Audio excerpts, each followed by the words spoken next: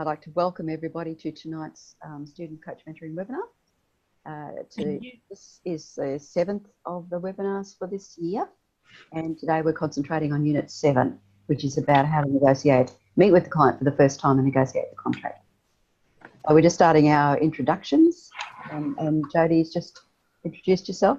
Thank you so much, Jodie. We'll start again at the top with Dina. You want to say a few words about yourself, what you're doing and what course you're on? Well, I started back in May and I'm on halfway through Unit 3. I live in Melbourne and we do organic seafood, as I just said to you, and yeah, it's been kind of busy. Yeah. I haven't had to. I'm learning all about organic seafood. And Dwayne, would you like to introduce yourself to the others? Yeah, I'm Dwayne. Yeah, I'm also from Melbourne, and I think I started this course, was it April or the end of April? I can't remember. The year's flown by. So I currently work at Coles as a database administrator, and everybody would have heard about the weekend pass when we couldn't open a Coles store. So I was involved in that. That was fun. I'm aiming to do coaching. I was looking at innovation coaching, creativity. But I'm doing a bit of professional coaching on the side at work now. Just kind of very good. Excellent. Spread the news. Spread the news, exactly. That's right. So you two will come to the Melbourne workshop in October, November? Yeah, meet up there. That's good.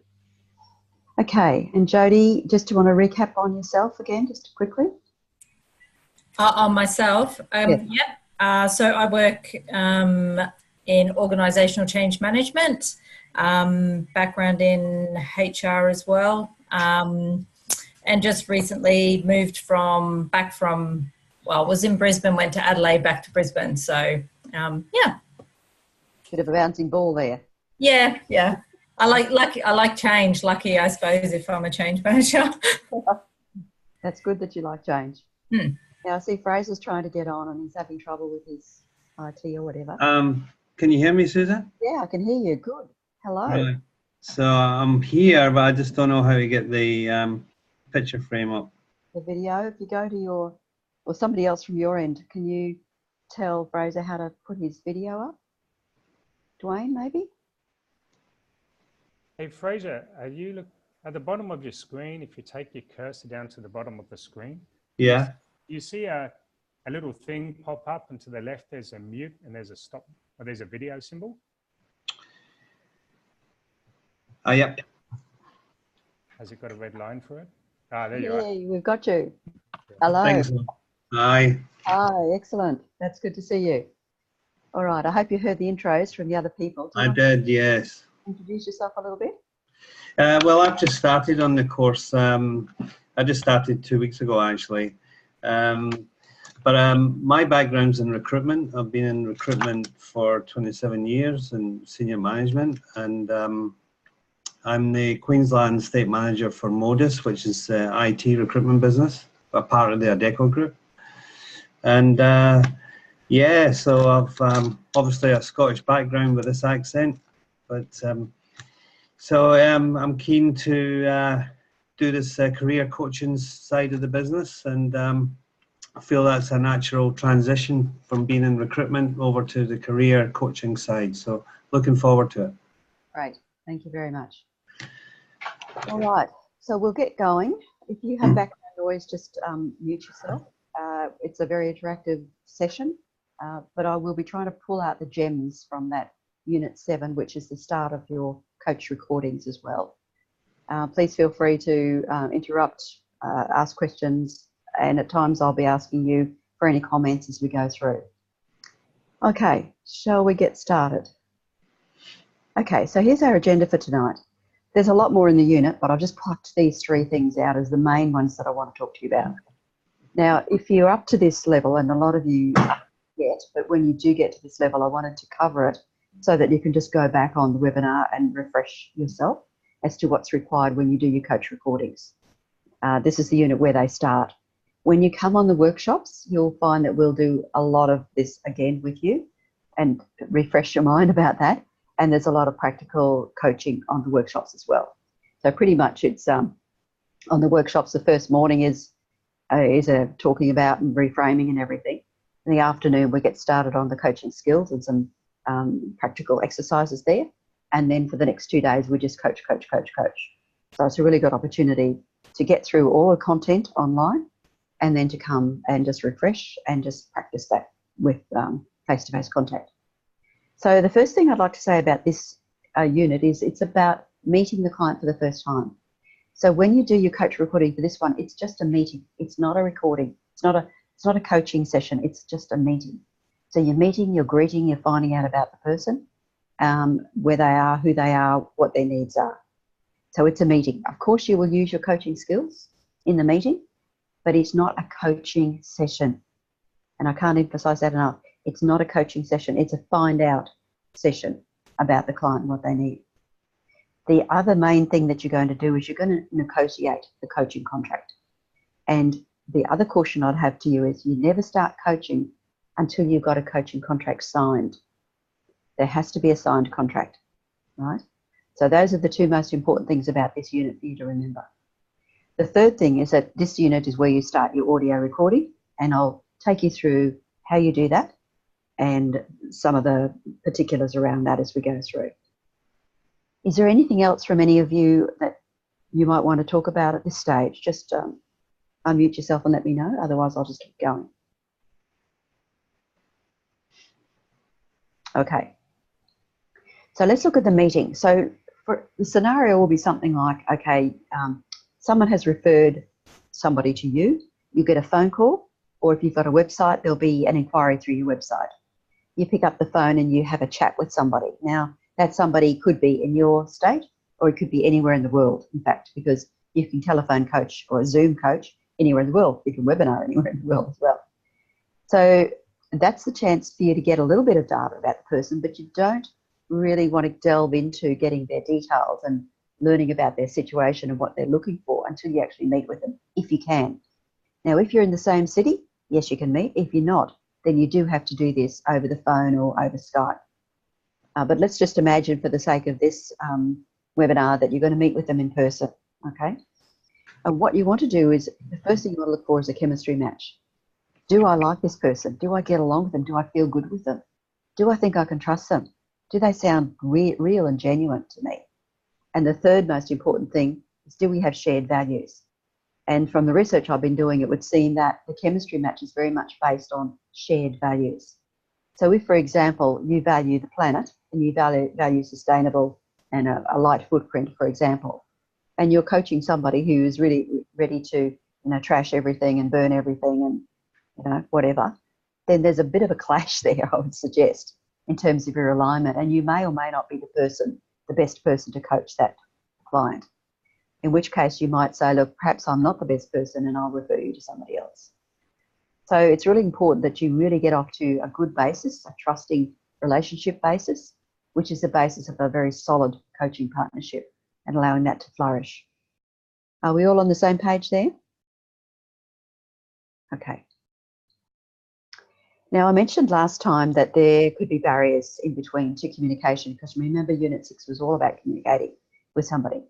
And when it comes to personal communication, I mentioned that if you're sitting at a table, try and sit diagonally to them or at a 90 degrees angle to them rather than across from them, because across from them could be seen as confrontational.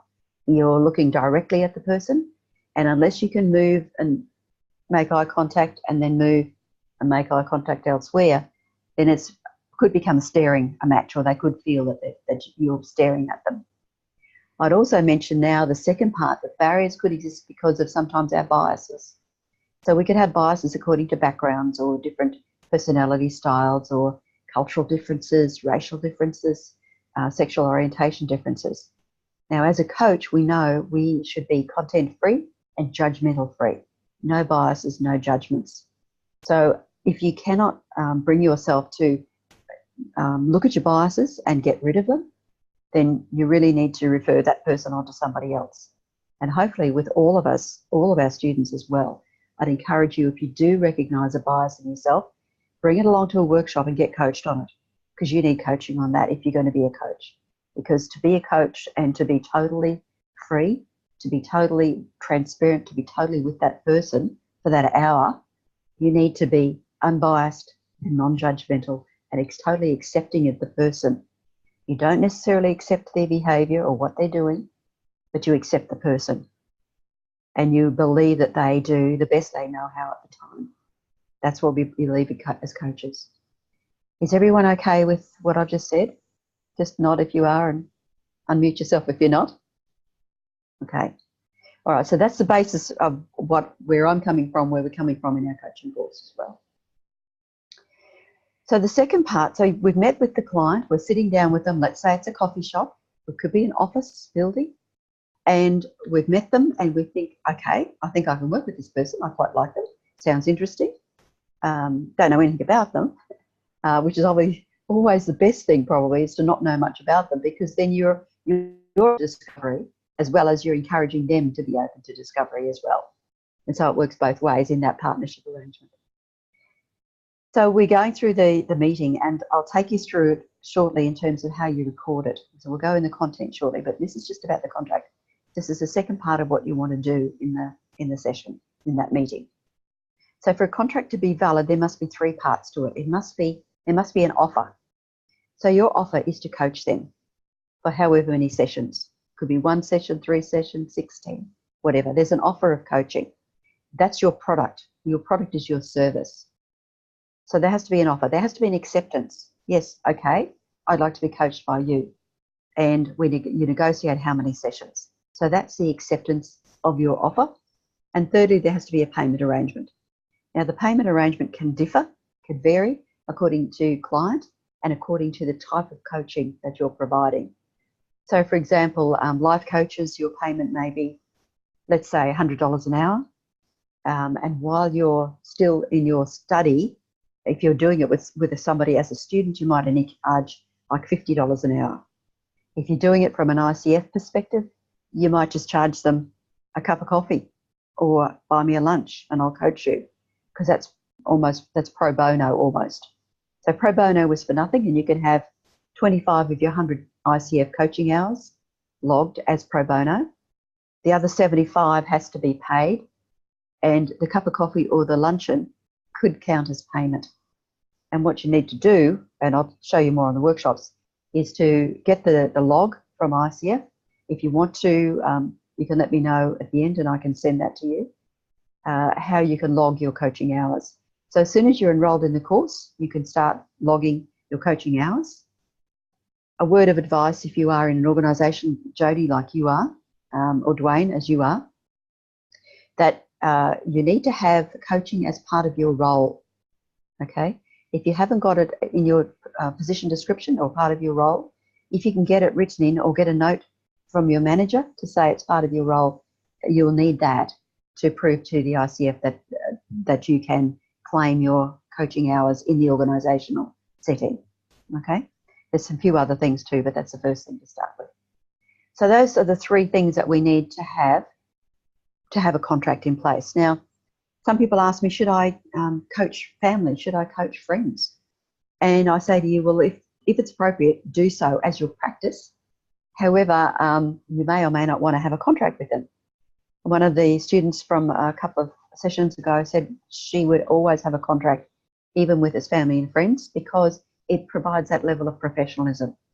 So I think that's probably a wise word as well, a level of professionalism. That means that this is fair dinkum.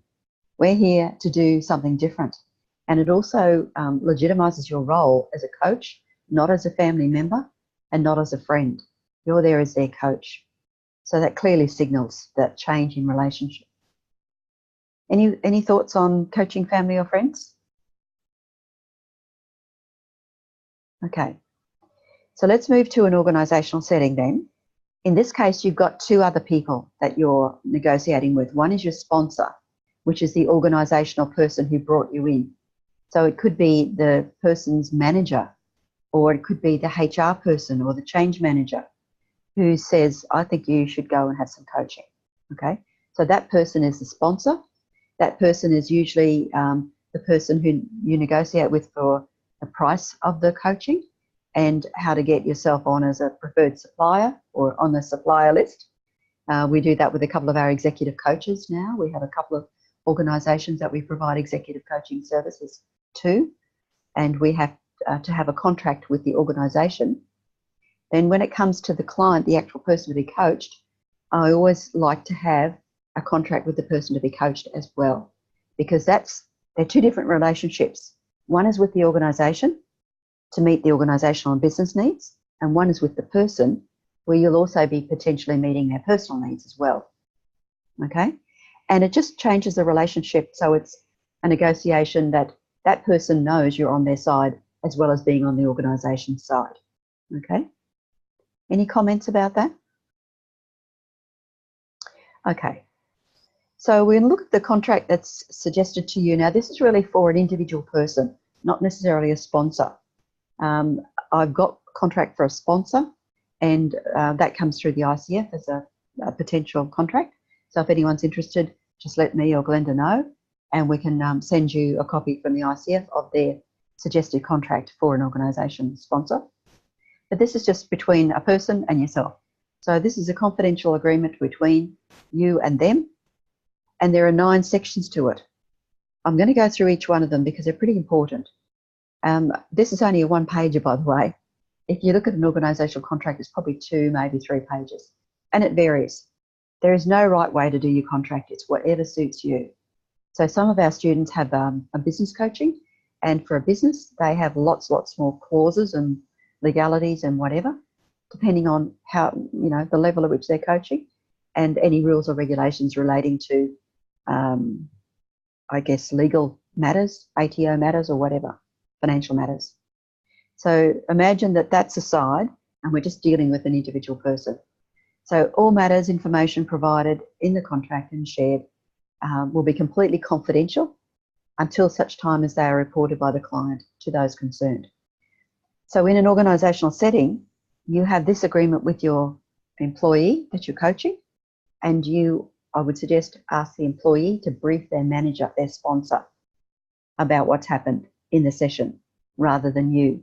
Now, you will always have a meeting up front with the manager as well, and you'll have another one probably halfway through or towards the end. So there's usually 2 triangular meetings in, say, a 6-month engagement. But the best thing you can do is, in between sessions, encourage your client, your employee, to brief their manager if the manager wants to know what's happening. That leaves you out of the loop and you're not transgressing any privacy or confidentiality. The second clause is about the correspondence, any reports, any summaries of your coaching sessions that we will keep in a secure locked facility, your filing cabinets, and no person except you will have access to the file. Now, when you get into Unit 8, when you're coaching, we'll ask you to do a summary of your coaching session, and we'll give you a template to show you how to do that. That's the 1-page summary that you will send to your client. And the reason it's only 1 page is because it's very sterile. Could I say that? It's very sterile. So anyone picking it up you wouldn't have breached confidentiality. So if the manager did happen to see it, it would be fairly bland, if you know what I mean. But between you and the client, you know what has happened in that session. But for anyone else picking up that piece of paper, that 1-pager, they wouldn't really have a clue other than the normal stuff that's just sitting there. Okay? Someone's wanting to have a chat. I'll just have a look at that. I can't view anything because can everybody see my slides here? Except you, Fraser, is it? Can everyone see the slides? I see 1 slide. Yeah, just the one that says 7 student coach / mentoring webinar. That's the only one I can see. Sorry. Okay. Let me go back. I have resumed my share. Okay. So I went through the agenda. Okay, now you can see it. Thanks, Fraser. The chemistry match, and they're the 3 questions for you there. And the core values is the main one. Our barriers to communication, which came from last month's webinar, and negotiating the contract. Okay. All right, so we're on to the contract now. So I've just covered number 1, just covering number 2. Okay. And the third one is that you need to agree how many sessions. Now, I'd usually suggest either 3, 6 or 10. 3 is a nice number. Sometimes it's just 1 because the person just wants to feel you out or see what's happening, or it's just a quick issue that you need to they need to get clarity on something or help on something. So it could be just 1 to try out. 3 is usually a nice number because there's a beginning, there's a middle, and there's an end, and you can see something happening in between, and you can see how committed the client is to taking action. 6 sessions could be once a month, and typically in an organisation, once a month is about all you can get access to a client. If it's 10 sessions, the way I like to work that, and is over a 6-month period, once a week for 4 weeks, because that's when the issue is hot. That's when the person is most committed to getting some actions. And that's when you can really get traction in that first month. Get some wins on the board, get some credibility up. Then it reverts to fortnightly for the next 2 months, and then monthly for the next 2 months. That's your 10 sessions. Now, it really depends on what's possible for the client and what the organisation is prepared to pay. So when we're working with organisations, it's typically 6 sessions over, say, a 6 or an 8-month period, which is basically working on an individual development plan. So what I'd suggest is that if you're getting clients to be coached, there's probably an immediate issue which you need to help them with straight away. Short term, let's get this fixed, let's get this sorted. It's telling me my internet is unstable, my video is unstable, so if I go off, I will just record without the video. So then the next thing is cost. I've just mentioned how much you might charge as a life coach. For business coaching, it's usually around, or depending on the organisation, say $250 to $350 for business coaching. It depends if the business is running at a loss as well, because then you might have to negotiate for some later payment. In an organisational setting, the cost could be anything from $350 up to $550, $850, depends what level you're coaching at. For executives, you're looking at the $800, $850, maybe even to $1,000, depending on what the organisation is prepared to pay. So, for example, we're working with an organisation at the moment. The lady I'm coaching is in Singapore. It's a US-based organisation, and the maximum they're prepared to pay is $300 US, which is about 410, I think, depending on the currency change. So I'm coaching her because I know her. Normally I wouldn't coach for that amount, but I usually charge more for an executive coaching session. So it depends, and you've got to use your judgment on that. You can have payment up front for, say, a 6-month contract if you wish. And if you do, I'd usually give a discount, a 10% discount. Or you can have a deposit and you can have instalments, for example. But whatever you do, I'd encourage you to get the payment up front before you go into the coaching session. So whether you're charging $100 or $500, make sure it's up front before you have the coaching session. Part of the reason is that you want to be financial as a coach. But secondly, by the time you finish coaching with a client, their head's somewhere else. They're not into paying you. You want them to be totally immersed in what you've just done with them, what you've just helped them to, the insights you've helped them to reach. And for every single coaching session, you want to help your client have a new insight, have something new they can do, be excited about something, be motivated to go out and do something. And you don't want to spoil that moment by saying, I need your payment now. It totally diffuses everything you've done beforehand. So number 6, you can vary the agreement at any time by mutual consent. So please make sure that that's an option. And you can cancel at any time with 1 month's notice or whatever you decide, whether it's 2 weeks or a week, but all monies must be due and payable in full at that time. Session dates and times can be changed up to 24 hours in advance, etc. But if it's less than 24 hours, you'll have to pay the usual fee. If you're not entirely happy with the sessions, please say so, and we can resolve it. And you want to be able to resolve it swiftly and amicably. So you want to create an environment that's safe for the client to say, hey, this isn't working for me. I'm not on the same page with you. What are you talking about? You need to have that level of honesty and genuineness that they can say that. And I'll give you an example. One of the people I was interviewing for my research he said, I got, as a business coach, he got to a point with this client where the client was going way above his head, way above his understanding. And he had to say to the client, look, mate, this is too much for me. I can't understand where you're at. And the client said, oh, okay, well, if you can't understand it, I better go back and I better explain it to you better. So it caused the whole conversation to go in a different direction, which was very positive. So those are the terms that I'd encourage you to have in your individual coaching contracts. And then if you're going to do organisational, a lot of the organisations have their own contract, which is why I haven't put forward one of them. Or if you're in your own business and doing organisationals, I can send you that RCF one if you let me know afterwards. Any questions, comments on that? Okay. So this is how you do your audio sessions. You can do video, but it takes a lot of bandwidth. But if you want to, you can do that. So we just say, get your iPhone, get your smartphone, get your whatever, and record it. And then you can, or you can use a landline. Freeconferencecall.com is one that you can record the session for yourself and for your client. It's free. But if you're going to record it on your iPhone, use an app called RecUp. It used to be Dropbox, and now it's RecUp, but it goes directly to your Dropbox.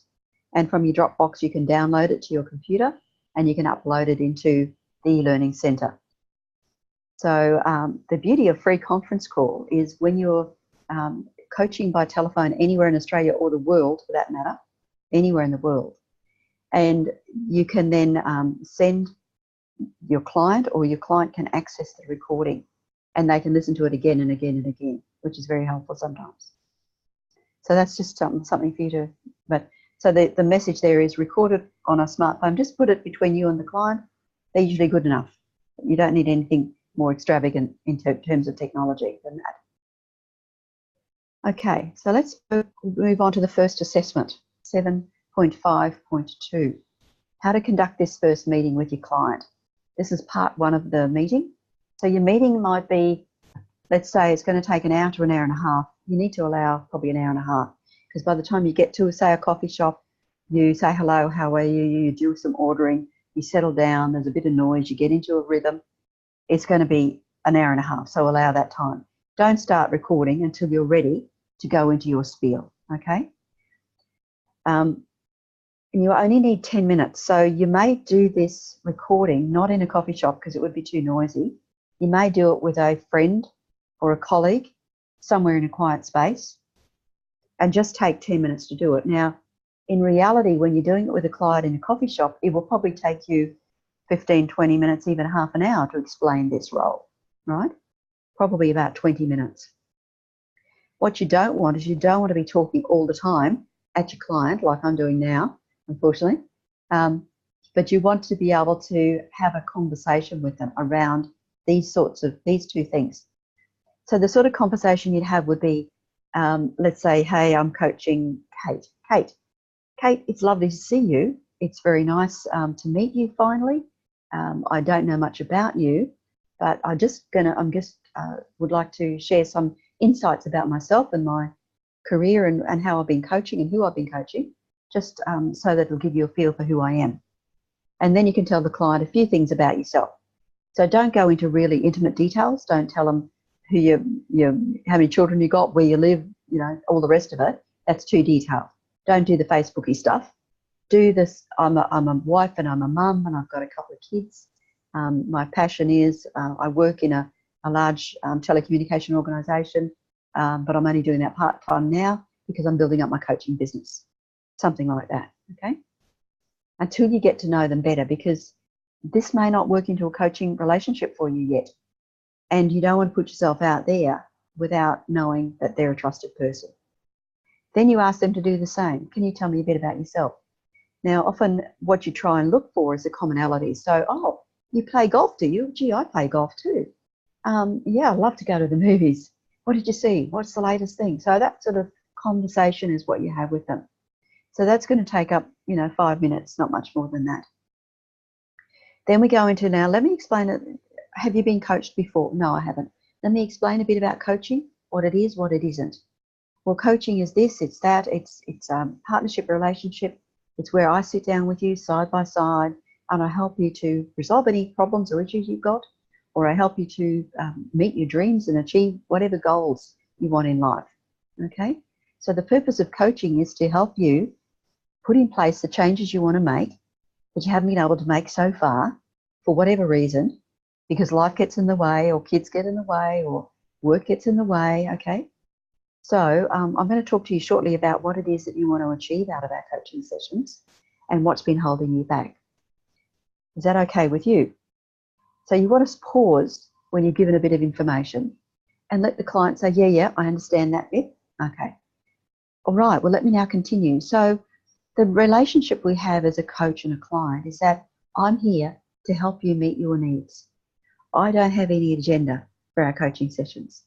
I just want to know more about you and what's on your mind and how I can help you to be the best person you want to be, or to achieve that next promotion, or to start a new career, or whatever it is you want to do with my help as a coach. I'm your sounding board. I'm here as your coach on the side. So my role as a coach is to guide you, to support you, to motivate you, to bring you back on track if you get off track, and to guide you through to help you to get success in whatever walk of life it is that you want to be successful as. And what I expect of you in return as a client is to be totally honest with me, to tell me everything that's on your mind, because it certainly won't go any further. It'll be totally confidential, totally private. What we say to each other is just between you and I. I can assure you of that. How does all that sound to you? And then you pause and you get comments from them. And they might say, yeah, that sounds good, but gee, how can I be sure that it's all going to be private? Let's say I'm in the person's in an organisation. How you're going to tell my manager, are you? So as a coach, you say, look, I can assure you that what's between us in a coaching session is just between us. At the end of a coaching session, I'll be writing a summary report for you, and I'll share that with you, and we can adjust that if necessary. And then what I'd encourage you to do is share that with your manager to the level that you feel comfortable with. Okay? And that's the way your manager will know what you're doing in our coaching sessions. Okay? There will be times when I'll meet with the manager and you, like I did to start this process, probably once more in the 6-month period, maybe twice. But apart from that, I'll rely on you to inform your manager as you see fit. How does that sound to you? Pause. So we're on the same page. You're okay with that? Okay. Let me go on then. So we've got agreement on the roles and how they'll operate. I'll be asking you questions. I'll be delving deep. I'll be asking you to look inside and discover your own solutions. I won't be telling you what to do because it's your life. I've had experiences. I've been coaching, and I know from coaching other people what they have done to help them in their life. But that may not suit you. That may not be right for you. So what I'll be doing is asking you a lot of questions, not telling you any answers. And by my questioning, I'll be asking you to dig deep and to come up with some solutions of your own.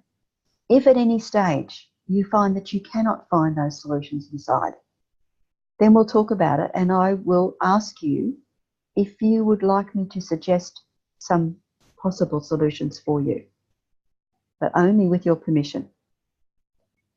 And if you give me that permission, I will share with you some insights that other clients have come up with as to how to solve similar problems. How does that sound to you? And so you get agreement on that. Okay, so you're putting out how it is. Outline how coaching works. Okay, so coaching usually works. We usually meet once a week or once a fortnight, depending on the situation, or once a month, depending on the situation.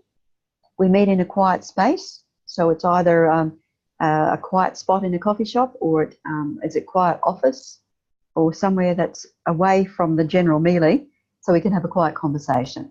Okay. If you're in an office environment, I'd ask you to book a room for us to meet, or we can meet at the end of the day. So I like to meet either at before a break. So it's either before a lunch break or before you go home from work. Those are the two ideal times to meet. And the reason is that because when we finish our coaching session, your head's going to be, I think, swimming with a lot of the stuff that we've talked about. And I want you not to go back to your desk. not to go back to work straight away. I want you to have a free head and go for a walk, or just sit quietly somewhere so you could just mull over what we've been talking about. And I'd suggest that you get a journal that you can keep your coaching thoughts in.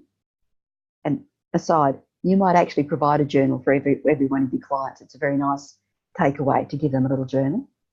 So in that journal, you write your thoughts from your coaching session, you write your thoughts in between for the next coaching session, and it's your private journey that you're journaling, okay?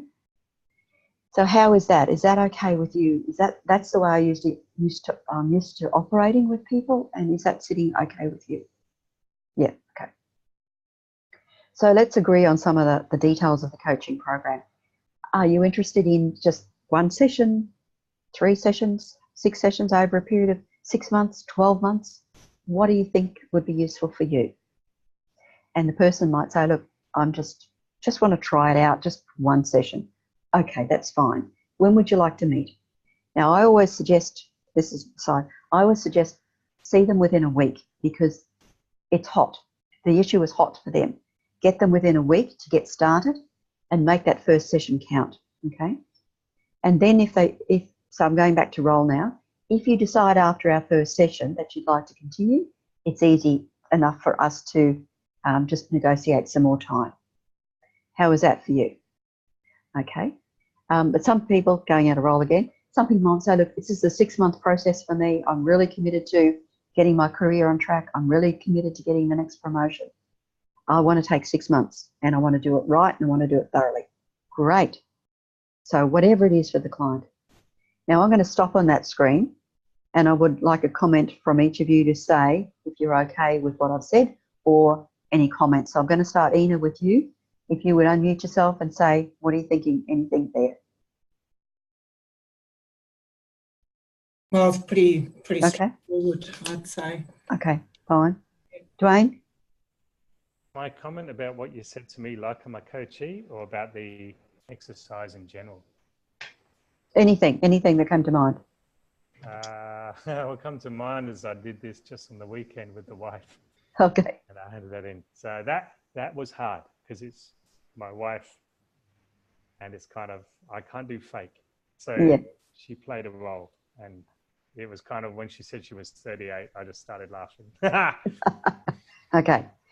What we do on the workshops is we buddy you up with another person there so that you can do some freebie coaching with each other. So you might find somebody else. Yeah. Jodie, how are you with all that? Yep, all good. All good? Fraser? Yeah, it's fine. I think it's pretty well straightforward. Yeah. Okay, that's fine. You'd be surprised. The reason I've gone through it in detail is you'd be surprised at how many people I hear who don't go through the detail. Now, I'd encourage you, go through the detail, go through it bit by bit, just as it is written there. When you get confident, you can change it for however you want to do it. But just as a practice and as a beginner, just go through it word by word, okay? Not word by word, but pretty much go through all of those aspects, because they're all important. And if, it's like begin with the end in mind. If you want to have a good coaching program and good coaching sessions, cover it all up front.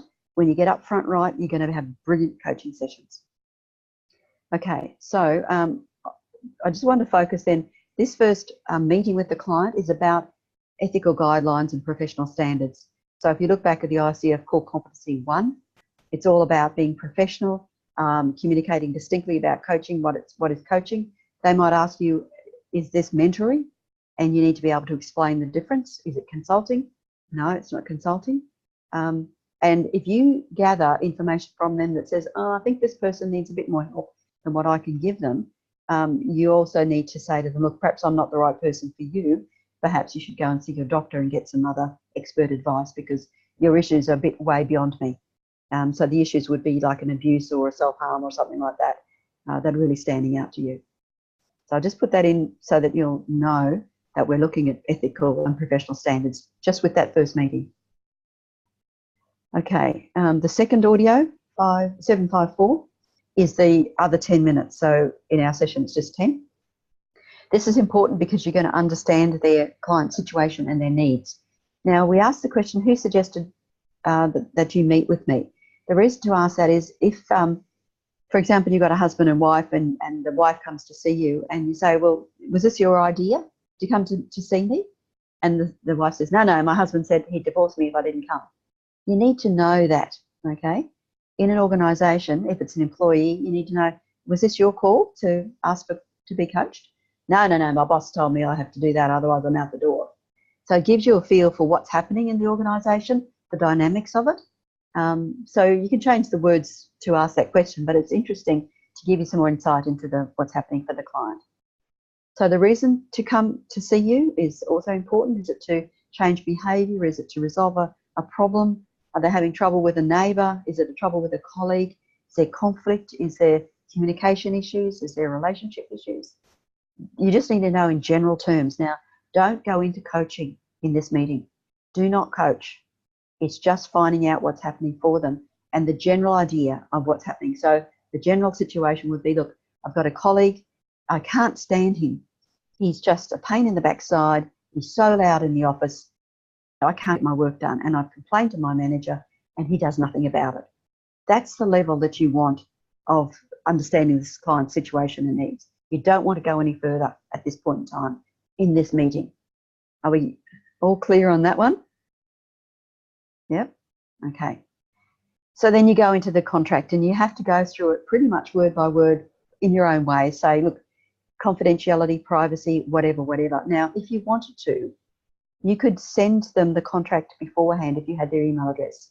So when they ring, this is me, blah, blah, blah, you might get their email address and you might say, let me send you my coaching philosophy. This is how I operate. Let me send you my coaching biography. Let me send you my coaching contract. And then you can have a look at that before we meet. So they've got a bit of an idea about who you are and your background and the coaching contract. And then you can just say to them, look, was there anything in the contract that you wanted to discuss with me, or are you happy with that? And that saves a bit of time, but it also gives them a feel for you. If when you send them that documentation, they say, oh, I didn't think this was right, they'll let you know and there's nothing wasted, because you don't want to get into a situation with a client who's unwilling. The worst possible client to work with is a client who is unwilling to be there, because you've got to get through that barrier first to get them willing before you can take it any further. Does that make sense? Okay. Any comments on that one before we move on? Okay. It seems pretty straightforward, but believe me, it's when you start practicing it, you start to see, oh, what have I covered? What haven't I covered? Yeah. Anyway, so now the ICF competency in this one is competency 2, where you're establishing that coaching agreement. So you're effectively discussing with them all the logistics, the fees, the scheduling, etc. You're reaching agreement about what is appropriate in the relationship and what is not, what is offered and what is not being offered. So you're not offering to do the work for them. You're telling them quite clearly that they're the ones doing the work and you're their guide, you're their helper. And you're determining if there's an effective match, that chemistry. Is there chemistry there to match the person, and is there an agreement for them to match the way you coach and your style of coaching, and does it meet their needs? Now, sometimes it won't. And the other thing is that as a coach, and I'll get to that shortly, you're not expected to meet all their needs. I've had some instances of people telling me, particularly in organisation, they have a coach for leadership and they have a coach for innovation or creativity. So you don't have to be a be-all and end-all coach to everybody. And you can just do whatever it is your major thing that is that you offer. And you can perhaps help them out with something by referring to somebody else who you might have in your circle of network of friends. So please just stick with your knitting, whatever you know is best, whatever you're good at. Don't try and be everything to everybody. Now, there is a caution here. If you Dropbox, if you can't upload your recording to the eLearning Centre, sometimes it's because it's too big. So it won't upload any more than probably a 50-minute recording, which is your last recording. Everything else is 10 minutes. Now, let me explain the 10-minute vignettes. The reason is that what I'd like you to do is do the 2 10-minute vignettes of a meeting first and send them in so that we can give you feedback on those 2. If you're going astray, we'll stop you there.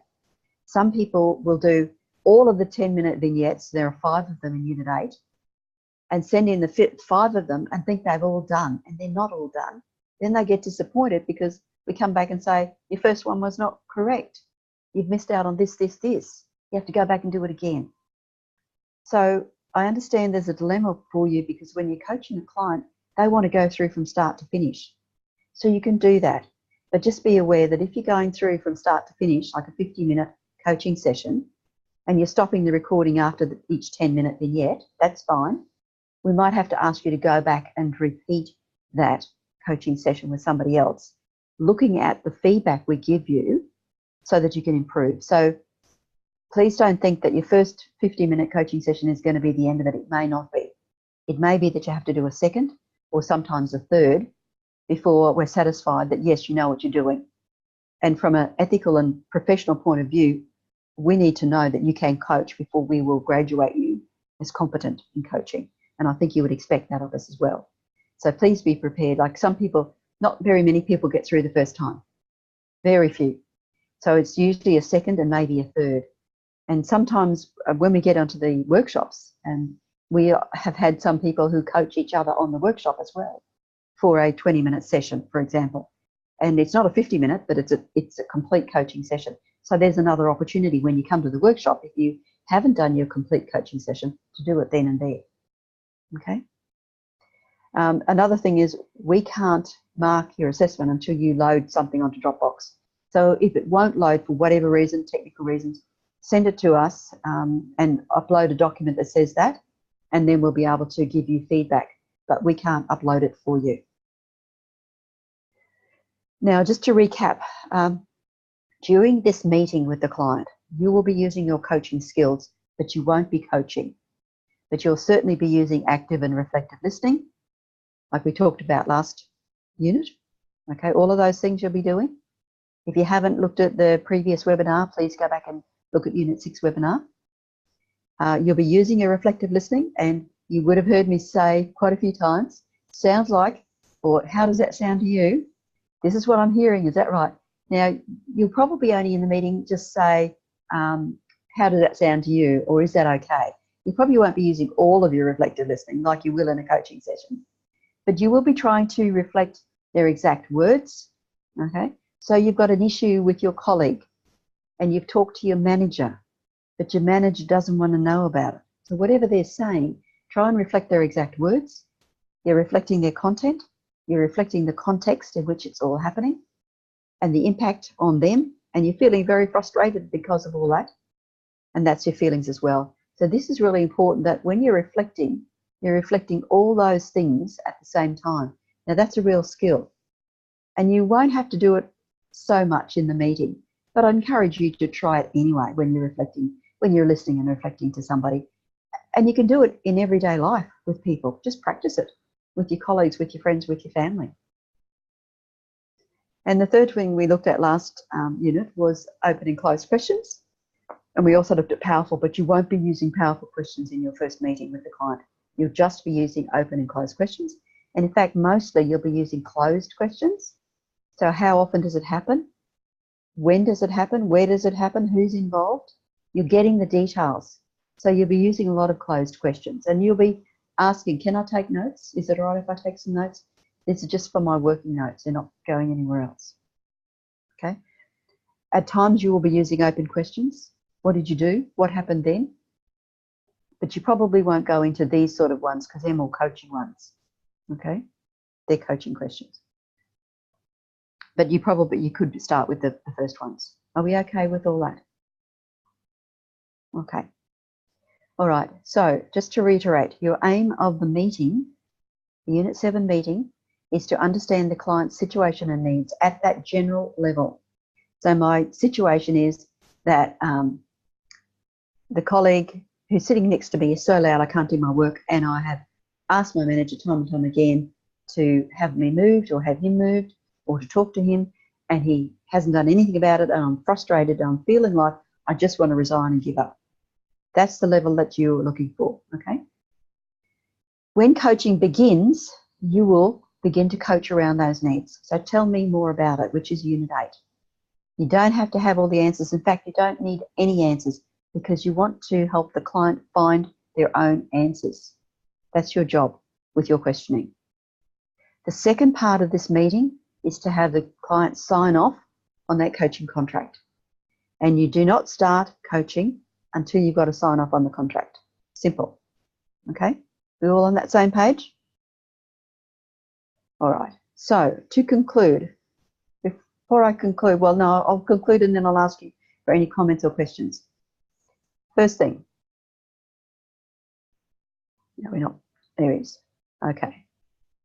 So you, first of all, you're going to thank the client, the person, now your client, for their time, their trust. Hopefully you've got a trusting relationship, and their faith in you that you're going to be the person to help them to get what they need met. Okay. You arrange a time and a date and place for the first coaching session to commence. And I'd suggest within a week if you possibly can, as soon as you possibly can. As I say, it's leading on to a break when they'll have a quiet time. Now, if they're a mum in a community centre and they haven't got kids, it doesn't matter anytime. But for now, sorry, I just got distracted. Going into a quiet time. Third, establish the best way of communicating with your client. Is it by phone, by email, or by Zoom, for example? But it also has to be the best way for you. So what I like is always to meet with the client if that's possible. If you're in the same home city, even if it's just the first meeting, and then you can do telephone or Zoom or whatever. You've got to fix on them and they've got to fix on you. But as I say, you can telephone coach anywhere in the world. Encourage the client to keep a dedicated journal to record their thoughts. We've talked about that and the outcomes of the coaching sessions. And finally, confirm with the client that they'll receive a copy of their coaching contract within 24 hours, so they've got a copy. And if they have any problems in getting to the next session, to get back to you, etc., and renegotiate. So just confirm that anything is possible and we can vary it, and we're open, we're flexible, because that's what you want them to be. Open, flexible to discovery with you and be honest with you. That's all for me tonight. I'll just ask each of you in turn, starting with Ina, if you have any comments about what you've heard, if it's all clear, if you have any questions. Well, the question will come once I'm doing it, I guess, but I don't know, seems very straightforward and kind of very rehearsed for the first few times, I guess. But yeah, and you can look back on the webinar when you get there too. Yeah. Okay, but you know now, you can start coaching now, right? And if you read ahead, well, you can start meeting with somebody now and trying this out. Okay, yeah. That's the first step. Yeah. Good. How about you, Dwayne? Makes sense to me. I think the first session, when I did my 10-minute record, and it took me 6 attempts, and I drove my wife nuts. Yeah. It seems straightforward, but when you get into the moment, it's not it's not such an easy thing. So it's just practice. That's all it is. Good on you. How about you, Jody? All good. All good. Yep. Excellent. Yeah. You'd probably be more used to doing something like this with your people and your employee and etc. Yes. So that'll be easier for you. Yeah. How about you, Fraser? Yeah, all good. All good. I think I'm much the same as Jodie. I do this with my staff as well. So yeah, there you go. So it'll be easier for you, but it'll be a bit of a stretch anyway, because there's a lot in the first meeting.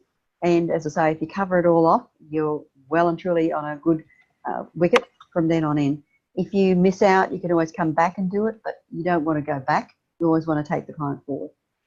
All right. Okay, enough for tonight. okay. Thank you very much, everybody, for joining our webinar tonight. And if you have any questions, let us know. If you would like anything, any of those the client log or a contract, just send an email to Glenda or myself or admin at any of those. We'll get that from you, and we'll send you what you need. Okay. Thanks, everybody, and good night. Thank you. Thank you. Bye. Bye. Bye.